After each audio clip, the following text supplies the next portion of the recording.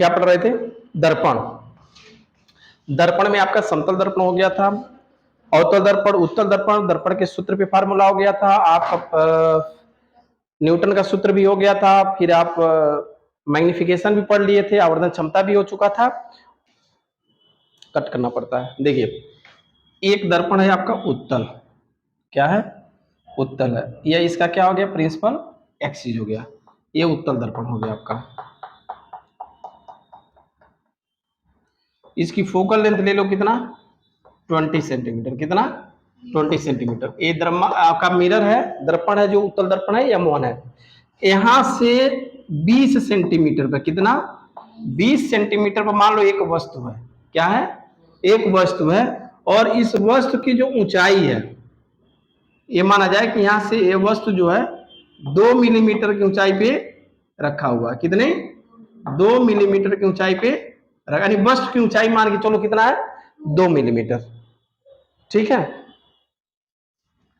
अब यहां से एक दूसरा दर्पण रख दिया गया। कितना रख दिया गया? दूसरा दर्पण। ये कौन सा दर्पण हो गया? अवतल। ये कौन सा दर्पण है? अवतल है। लेकिन इसकी जो प्रिंसिपल एक्सिस है, यानी इसका जो मुख्य अक्ष है, यह इससे 2 मिलीमीटर नीचे है। ध्यान दो, ये ऊपर है आपका, ये नीचे है। ये दर्पण कितना हो गया? M2 ले लो। वस्तु इससे इसकी दूरी, यानी इससे इसकी दूरी कितना है? 30 सेंटीमीटर है। कितना है? 30 सेंटीमीटर, यानी 30 सेंटीमीटर है। और फोकस इसकी कितनी है?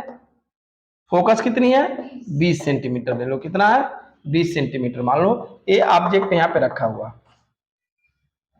ठीक है। इसका कोऑर्डिनेट ले लो, कितना है? 0 0। कितना है? 0 0। ये आपका इसका निर्देशांक कितना दिया है? 0 0। तो हमें प्रतिबिंब का निर्देशांक बताना है। किसका बताना है? प्रतिबिंब का निर्देशांक बताइए। प्रतिबिंब का निर्देशांक बताइए, यानी प्रतिबिंब की स्थिति बताना है। प्रतिबिंब का निर्देशांक क्या होगा? का निर्देशांक ज्ञात कीजिए। निर्देशांक ज्ञात कीजिए। चलो भाई बताओ। एक्स अक्ष और वाई अक्ष हो जाएगा। तो सबसे पहले क्या करो कि इस दर्पण की वजह से पहले वस्तु की स्थिति ज्ञात करिए, यानी M1 दर्पण से, M1 दर्पण द्वारा, M1 दर्पण द्वारा पहले आप क्या निकालो? V। तो V इक्वल टू क्या लिखोगे बताओ? UF। U मतलब -20 इंटू F का मतलब +10, यानी +20 होगा। F की वैल्यू प्लस होगा, क्योंकि ये उत्तल दर्पण है। अपान -20 -20। तो अब बताओ V इक्वल टू कितना आ गया? +10। कितना आ गया? +10 सेंटी, क्योंकि 1 0 से 1 0 कैंसिल, 40 और -4 कैंसिल हो गया, -10, +10 सेंटीमीटर। इसका मीटर पे आपका प्रतिबिंब बना। तो प्रतिबिंब की ऊंचाई कितनी है पहले निकाल लो। तो प्रतिबिंब की ऊंचाई के लिए फार्मूला पढ़े हो क्या? HI/HO = -V/U। HIUO की वैल्यू कितनी बताओ? 2 = -V। V की वैल्यू कितना है? 10 और -20। -20 कितना हो गया? 2 से 2 कैंसिल, यानी HI = क्या निकल गया बताओ? 1 मिली। यानी यहाँ पे जो इमेज बनाओ कितने ऊंचाई बन रहा है बताओ? 1 मिलीमीटर पे, 1 मिलीमीटर पे बन गया। ठीक है। अच्छा, अब क्या करोगे आप? समझ आ रहा है? अब देखो, यह प्रतिबिंब इसके लिए क्या कार्य करेगा? वस्तु का क्या काम करेगा? वस्तु का। तो 30 20 50 10, यानी U इक्वल टू इसके लिए क्या हो गया? -60 AM2 मास के लिए है। ठीक है। F की वैल्यू कितना दिया है? -20। तो V की वैल्यू क्या हो जाएगी बताओ? -60 इंटू -20 अपान -60 -20 कितना हो जाएगा? -60 -20 हो जाएगा ना। 1 0 से या 1 0 कितना बच गया? 6 दूनी 12। V इक्वल टू कितना आ गया बताओ? कितना आ गया, ये कितना आ गया,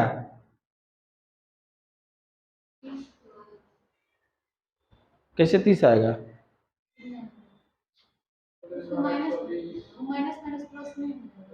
अच्छा ये प्लस हो जाएगा तुम्हारा, क्या हो जाएगा प्लस, तो कितना हो गया 120 और भी, यानी भी की वैल्यू कितने आ गई -30, -30 ही होगा ना, भी की वैल्यू -30। इसका मतलब यह है कि इससे भी ये इमेज कहां बन रहा है,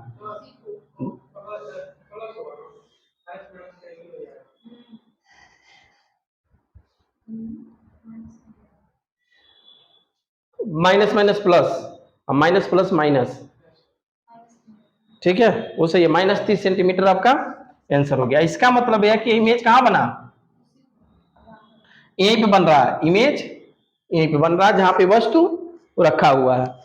अब यहाँ पे एक चीज देखो, हमको क्या निकालनी है, एच निकालना है, तो H I upon H O, H O की वैल्यू क्या रखोगे बताओ, यहाँ पे यह आपका क्या है,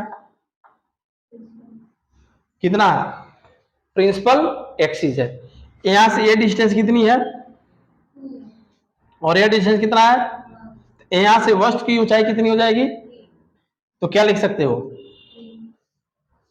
यहां से वस्तु की ऊंचाई कितनी हो गई 3 इजकल टू माइनस माइनस भी का मतलब -30 अपान -60, ये हो जाएगा ना, ये हो गया कैंसिल, चलो इसको रहने देते हैं, -30 तो नहीं 60, 2 से 1.5, यानी एच आई की वैल्यू कितनी आ गई -1.5 मिली, चलो 1.5 हो गया, यानी इसकी ऊंचाई कितनी आ गई 1.5, माइनस में, माइनस का मतलब है कि इमेज कहां बन रहा है, नीचे की तरफ, कहां बन रहा है, नीचे की तरफ, कितना बना नीचे।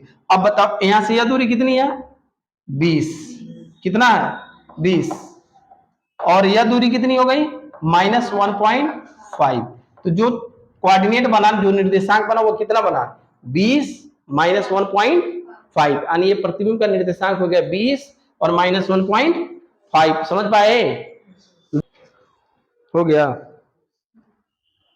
चलो नेक्स्ट टॉपिक देखिए आप,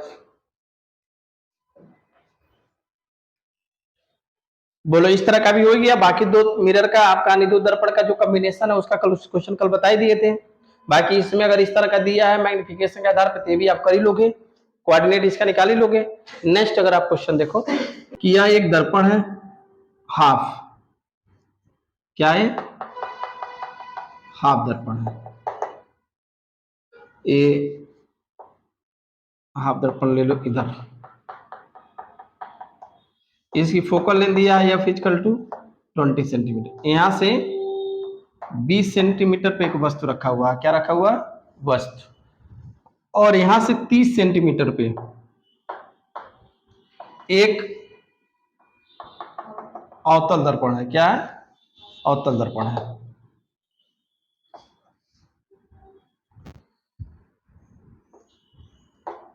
प्रतिबिंब की स्थिति और उसकी संख्या बताइए, प्रतिबिंब की स्थिति, प्रतिबिंब की स्थिति और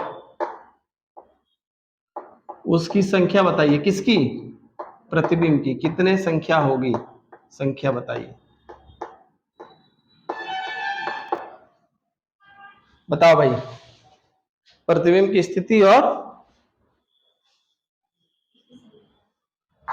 कितने प्रतिबिंब बनेंगे यह हमको बताना है।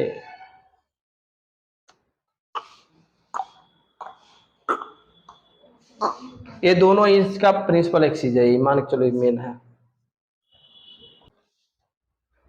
चलो देखता हूं फिलहाल इसको, देखो यह वस्तु है कितनी दूरी पे 20 सेंटीमीटर, फोकस दूरी कितना है एफ कितना है 20, तो 20 कर लो कितना हो गया +10, बोलो कैसे निकला UF minus you minus F से, यानी यहाँ पे तुम्हारा मान लो 10 सेंटीमीटर पे ये बन, ये प्लस का मतलब इधर ही हुआ,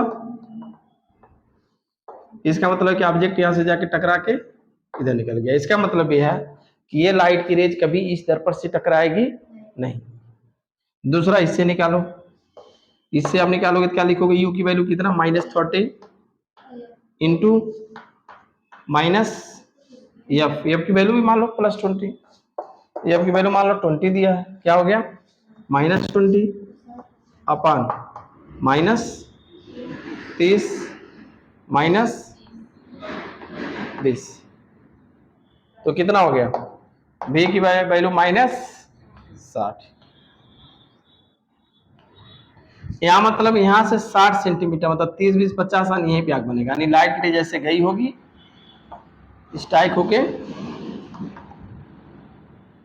यही है ना, स्ट्राइक होके आके यहीं पे मिली। इसका मतलब ये क्या कर रहा है, कोइंसाइड कर रहा है, क्या कर रहा है, कोइंसाइड कर रहा है, यानी उसी पे अधिरोपित कर रहा है, अध्यारोपित कर रहा है। तो इसका मतलब है कि जो फाइनल इमेज, यानी इसमें क्या है, एक तरह से देखा जाए तो जो तुम्हारा इमेजों प्रतिबिंबों की संख्या है, वो प्रतिबिंब की संख्या कितनी होगी, एक। प्रतिबिंबों की संख्या ऑप्शन दिया, देखो इसमें दिया था 1 2 3 इनफाइनाइट, तो प्रतिबिंबों की संख्या कितनी हो गई, एक। क्या हो गई, प्रतिबिंबों की संख्या एक हो गई। ठीक है, ये आपका आंसर हो गया। क्यों हुआ प्रतिबिंब संख्या एक, क्योंकि दोनों कोइंसाइड कर रहे हैं, दोनों एक दूसरे पे आके बन रहा था, एक ही वस्तु दिखाई देगा, साइज भी वही है।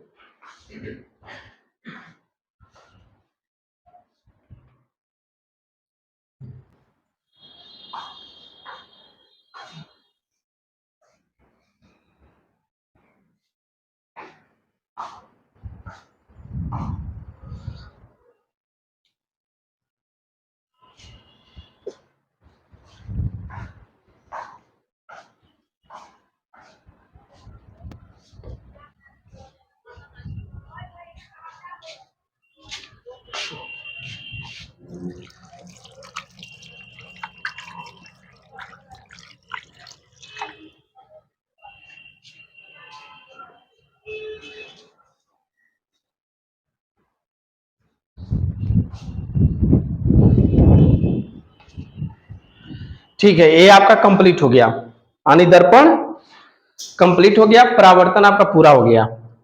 परावर्तन में आपने समतल दर्पण पढ़ लिया, उत्तल दर्पण पढ़ लिया, उत्तल दर्पण पढ़ लिया, विभिन्न कंडीशन में कैसे कैसे क्वेश्चंस होते हैं, उन सभी क्वेश्चनों को हमने सॉल्व करा दिया है। सारे फार्मूले का डेरिवेशन हो गया, उन सभी फार्मूले को आप एक जगह पेज पर कलेक्ट कर लोगे कि किस किस कंडीशन में क्या पढ़े थे, कैसे कैसे इमेज बनता है, कैसे कैसे प्रतिबिंब बनती है। ठीक है, उन सबको एक जगह आप लिख लेंगे, एक बार अच्छे से रिविजन करके उसका प्रैक्टिस कर लोगे। नेक्स्ट कल से हम लोग शुरू करेंगे प्रकाश का अपवर्तन। आज के लिए बस इतना ही, टाइम मत देखो, टाइम मत देखो।